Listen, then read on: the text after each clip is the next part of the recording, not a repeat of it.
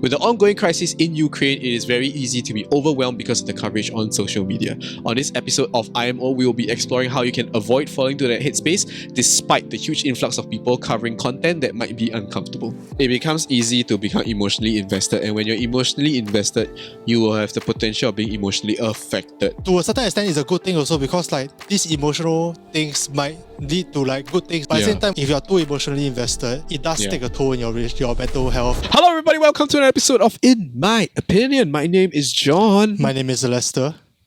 And yes, welcome to an episode of IMO. But before we go to the episode proper, please follow us everywhere on our socials. In Instagram, TikTok, Telegram, Twitch, even on Discord right now. We are just Overthink SG everywhere. Yes, Spotify as well. No, Spotify. No, Spotify is IMO. Spotify is different. We have the Spotify links down below as well. Spotify today, is different, yeah. Very weird because we are telling everyone to follow our social media given today's topic of how social media is extremely depressing these days. I actually had a talk with John and with Chad before we actually filmed this. We are filming this video, and it turns out that I'm pretty much the only one that's feeling this. But I'm quite sure as you guys are here, maybe some of you are feeling the same way as well. I want to hear from you guys. But to preamble this whole thing is basically there's the whole crisis going on in Ukraine right now. There's a very difficult situation. We personally will not be covering it as an IMO episode because we are not qualified. We're not well read enough. But of course, if y'all would like us to cover that, and if we are able to find a political science or historian to come on stream, for sure. Definitely, but just the two of us, I don't think we are qualified at all. So that's why we are not doing it today. But But one thing that I actually got out of this was actually the social media side of this thing, and I think it's very it's more of quite a pertinent issue, especially in TikTok. And I'm going to get into it later on. But personally, I feel like social media has just been super depressing these days. I personally went through TikTok, and I can't go through more than 5 minutes of TikTok scrolling at a time these days. And it's because most of my TikTok content are about the war, about the crisis over there. And Denzel was actually just saying isn't it bad to have it not be there at all? And I think that I agree. I feel like you should still consume the content, especially there's important world events and the things that you should know about. You have to know about it. You can't just shut off and not talk about it, not think about it.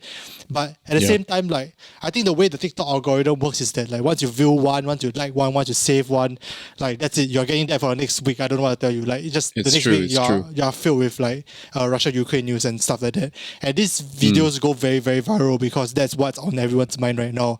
And unfortunately, that's not very good for your mental health. So the next balance you have to do is that you have to learn about these things and keep yourself informed. But at the same time, you cannot be you cannot lead up to learned helplessness, right? You can't lead up to the point where you just oh fuck, this world sucks. I don't want to do anything about the world. It does, but it shouldn't be the full narrative.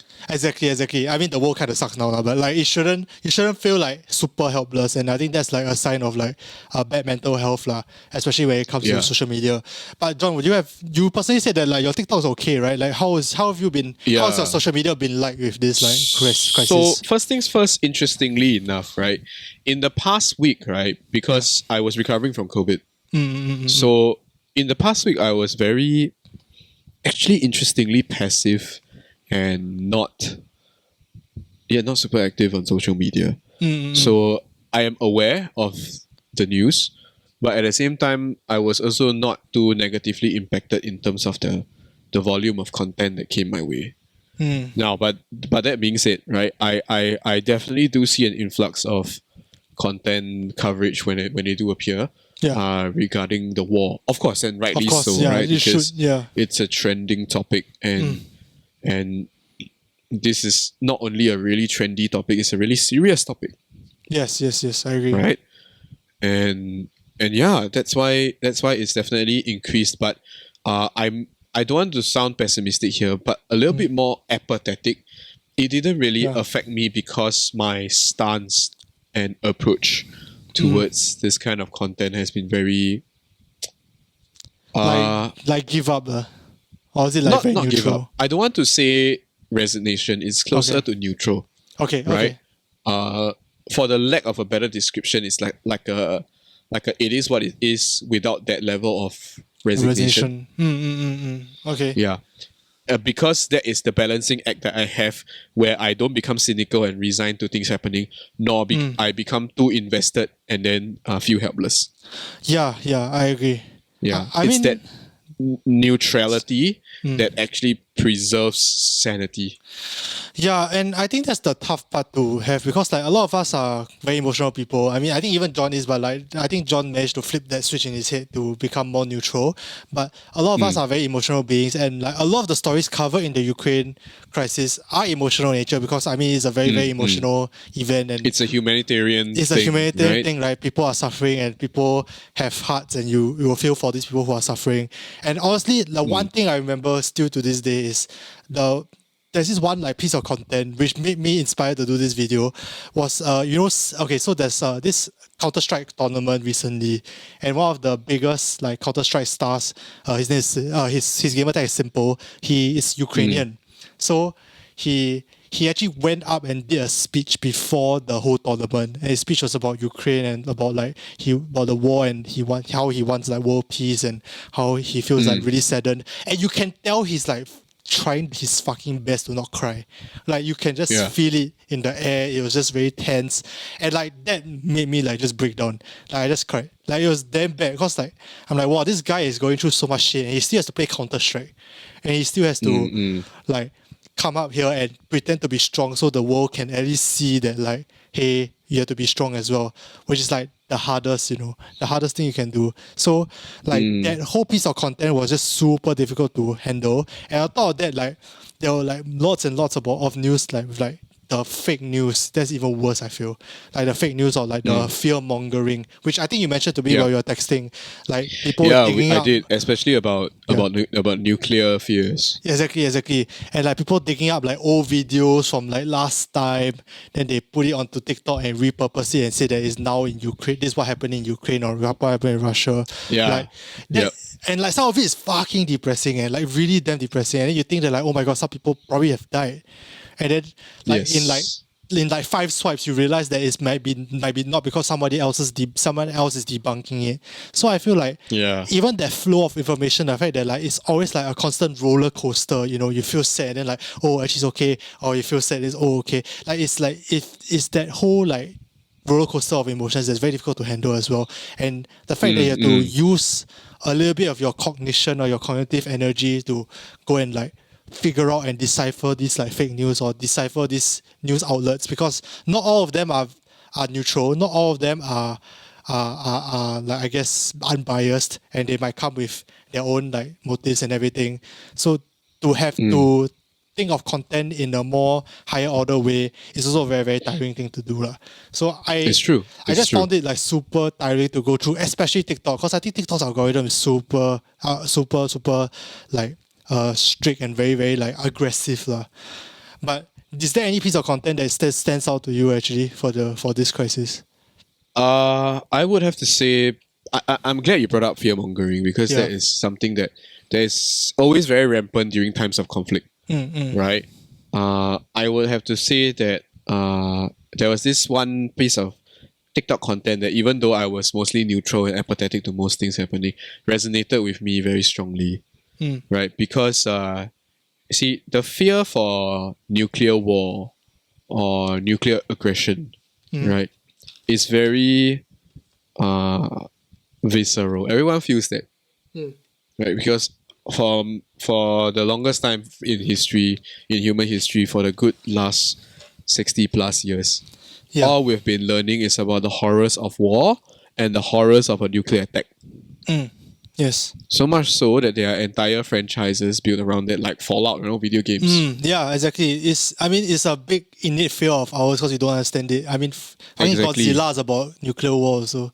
But yes. Exactly, right? Yeah. So it particularly stuck with me because it felt very it felt very disingenuous, but because it was packaged in an educational manner, which goes to show that some people are very opportunistic, but in a not exactly benevolent way, right? Because there were a lot of these TikTokers that were chasing clout, right? Because they create this content for clout, right? Of course, right? It's a platform.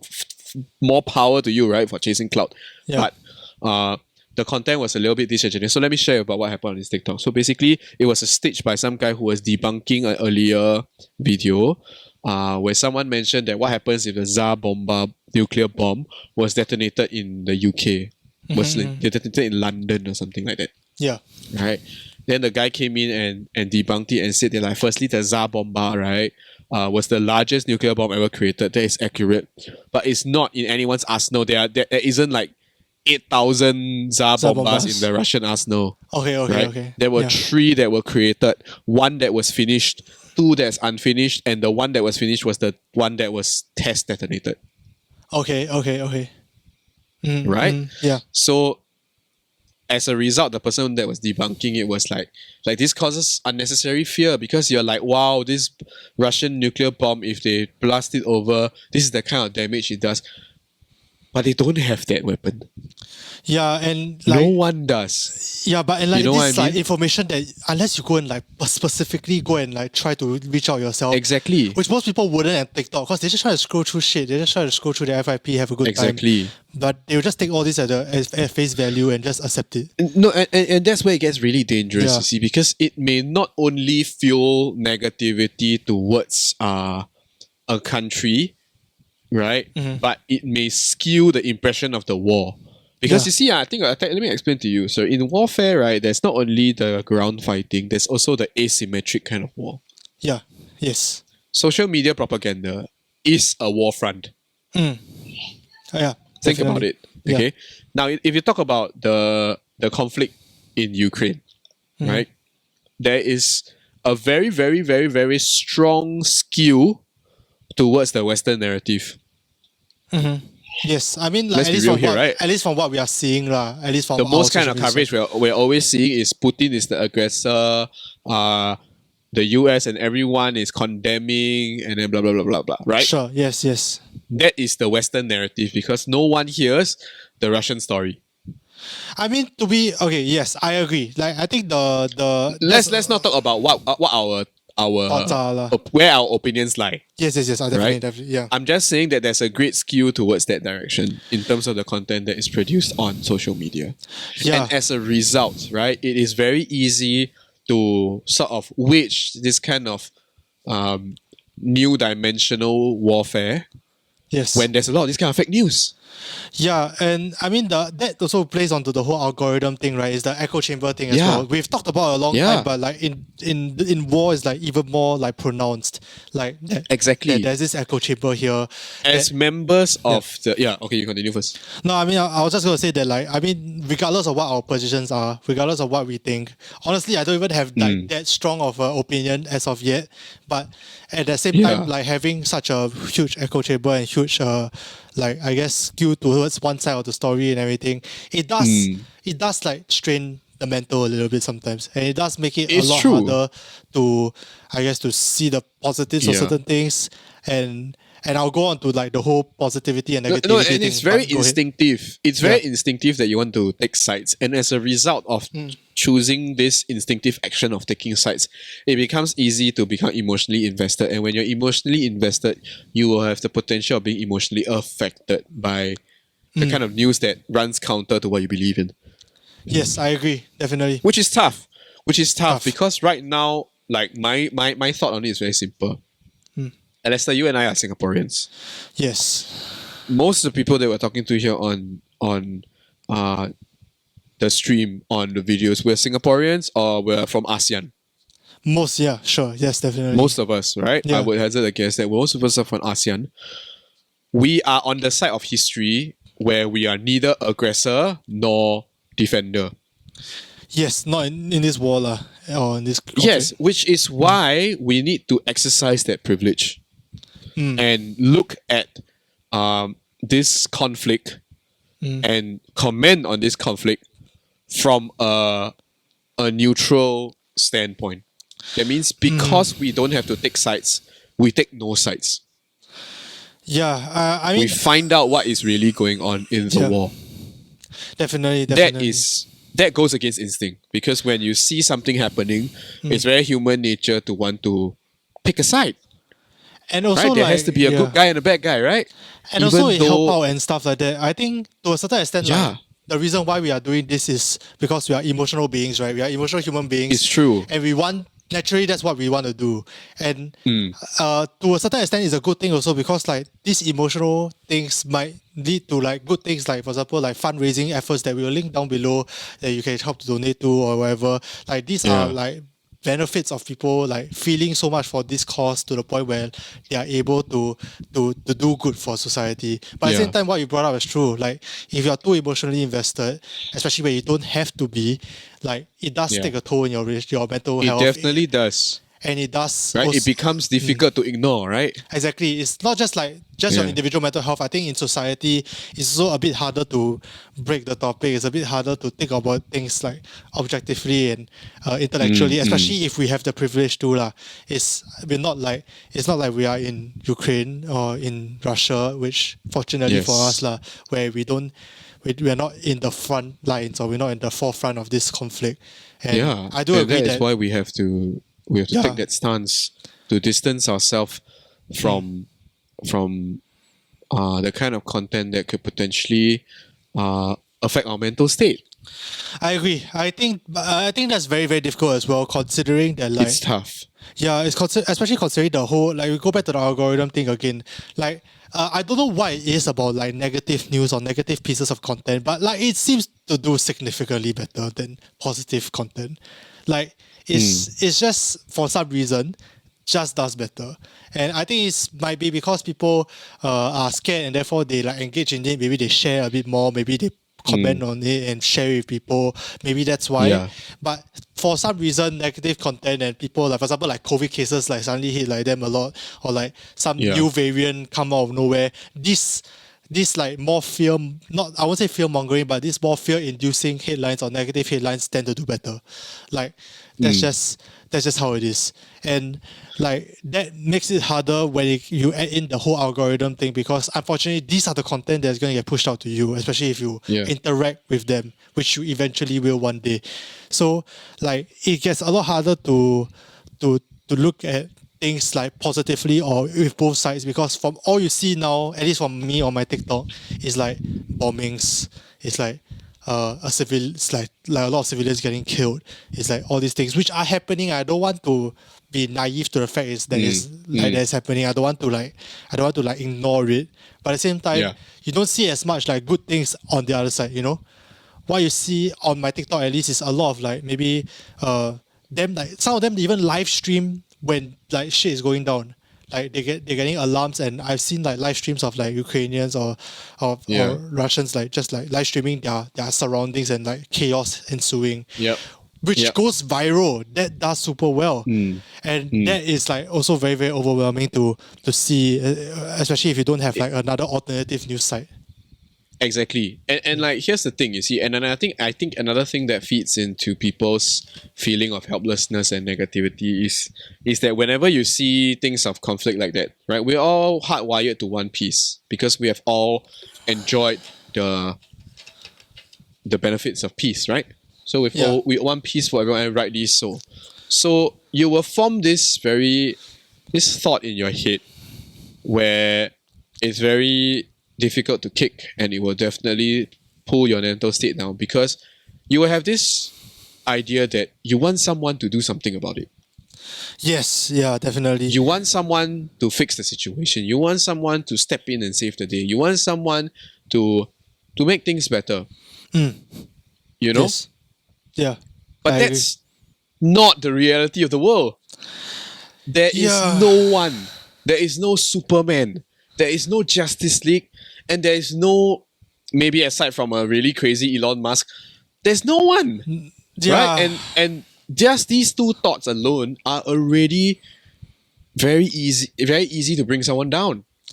Yeah. And that in itself is a very clear indicator that you're emotionally invested in the wrong way with this kind of conflict. Yeah. I mean, we are not like, as I said, like fortunately, we're not in Russia, not in Ukraine. And fortunately, we have the privilege to not be emotionally invested. And I feel like we should try our best to like help them out and help out the situation, understanding that like not one person can do everything, but like as a collective, maybe we can do something. But at the same time, doing it with like a little bit of like, I guess, distance, because like it's almost like I don't know whether this analogy is great, but like let's say it's a therapist, like to a certain extent, a therapist can't be super emotionally invested in their patients' like problems as well because Exactly. the mental health is also important in that relationship. So I feel like Yeah. more emphasis on your own mental health might be important as well, lah. Yeah. It's not about feigning ignorance, Yes, yes, yes. right? Because if we feign ignorance, it's gonna end up the same kind of situation as conflicts in the Middle East, for example. Right? A lot of ongoing conflicts, why do people don't seem to care? Yeah. Right? Because there's this perceived, oh, it's a terrible place. There's this feigned ignorance, Yes. Yeah. right? Yeah. Which always begs that question, which also potentially can lead you down another depressive path why people care about this side, don't care about that side, right? But like you must once again remember what side of history you are on. Yeah. You are neither involved nor in charge. Yeah. And as a result, exercise that privilege. I agree. Exercise that privilege and be the historian that the world deserves. Explore the topic in a broad academic sense. Because you see, think about war, right? Our simple monkey brains like to simplify it as there's a bad guy and there's a good guy, but war is not so simple. Yeah. Yeah, War definitely. is the last thing on every nation's mind because there's no benefit. Yes, I agree. Definitely. For the longest time in human history, we have made war unprofitable. Yeah, and then So suddenly, the question we ought to channel emotional energy into is why and not who. yeah, I agree. And I think John Paul posted this Insta story recently that kind of covered this as Yeah. well. He was like don't just like side on one side and not think about the other side. Like go and figure out the why. Why did this Exactly. happen? What's the ulterior motives? And Exactly. that is, I mean, that will help make like a more, I guess, more informed decision as well. Yeah, I think, I don't know, man. Like, I think this is just difficult situation to be in because I can also see from maybe someone who is a bit more involved or maybe a bit more maybe a bit more emotionally involved in this situation or more, yeah, they feel more, I guess, tied to this situation. I can understand why to us going like, hey, maybe we should take a step back once in a while. It might seem like we are like apathetic, right? Like that we don't care Yes. and everything. And I can definitely understand that. And that's I think also another contradiction that I'm trying to figure out myself as well. That like, what's the line between like not caring and caring a little too much? Because that I think there is such thing as caring a little too much in certain It situations. is true. Yeah. And there is also a fine line between apathy versus neutral study. Neutral study asks you to be involved in asking why. Right? To get to the truth. Yeah. And then with that truth, form your own conclusion, but not one that is emotional.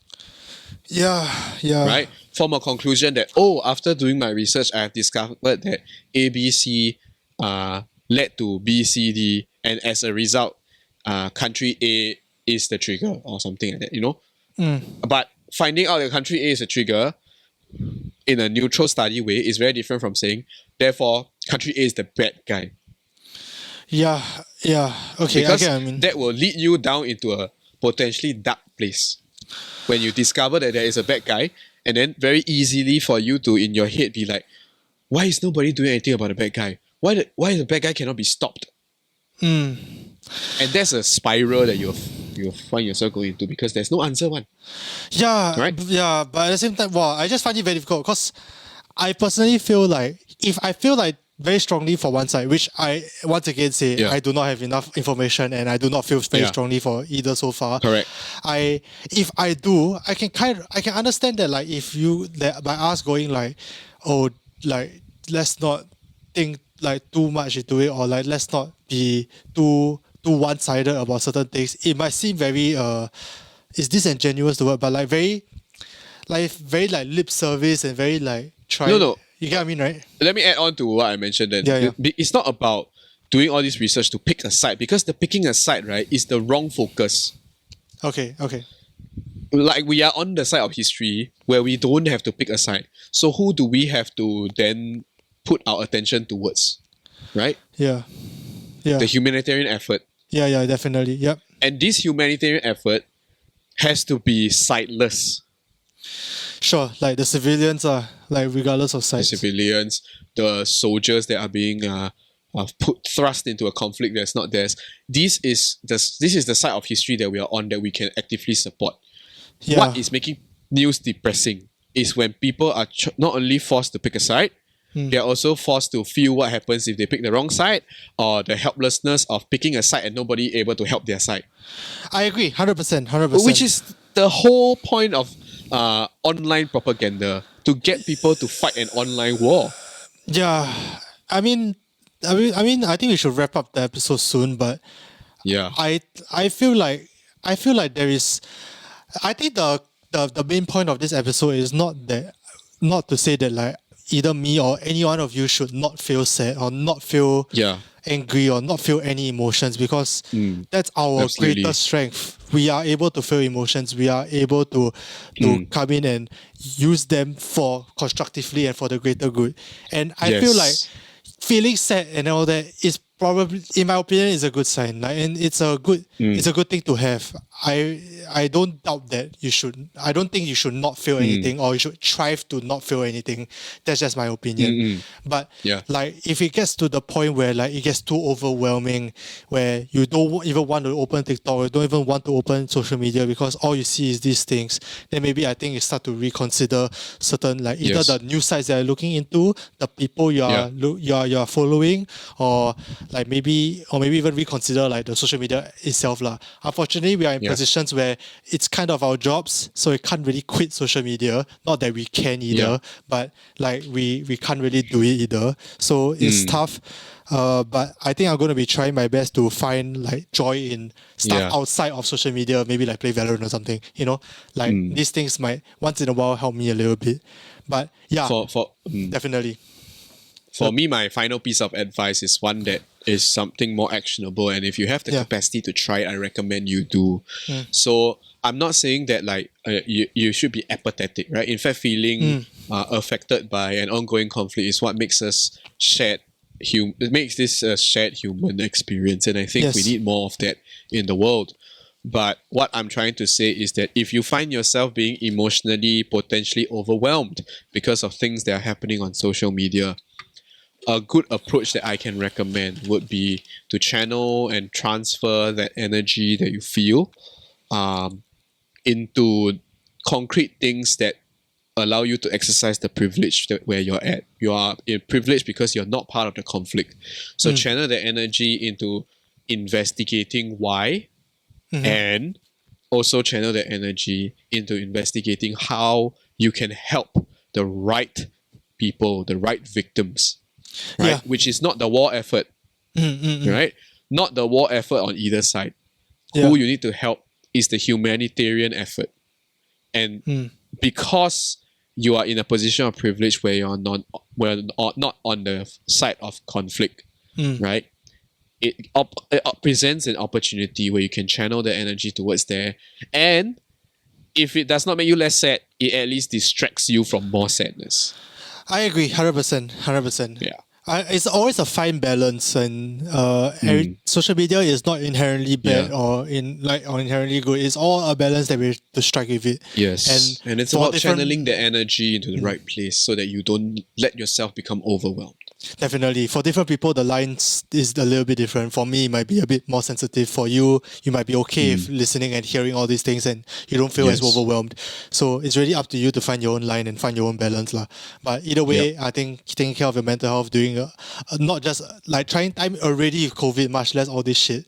Like, I think taking care of your mental health for the long run is important as well lah. And with that, John, I think we've come to the end of today's episode of IMO. Thank you guys so much for watching. I think today's topic is tougher. So it's tougher. It's very heavy. I hope, in the comments, I hope you all are resonating with some of the things that we say. Even if you don't, that's fine. Yeah. But at least try to take my little bit of advice on how you can transfer your energy into other things, either at minimum as a distraction. Yeah. Because that will definitely help you with how you deal with difficult situations. Yeah, and thank you guys so much for watching this week's episode of IMO. Hope you guys are okay. Stay safe. Don't get COVID. See you guys next week. Bye-bye. And yes, and to both sides of the conflict, stay strong. It's tough. The rest of the world is here for you. Yep. Bye-bye. Bye.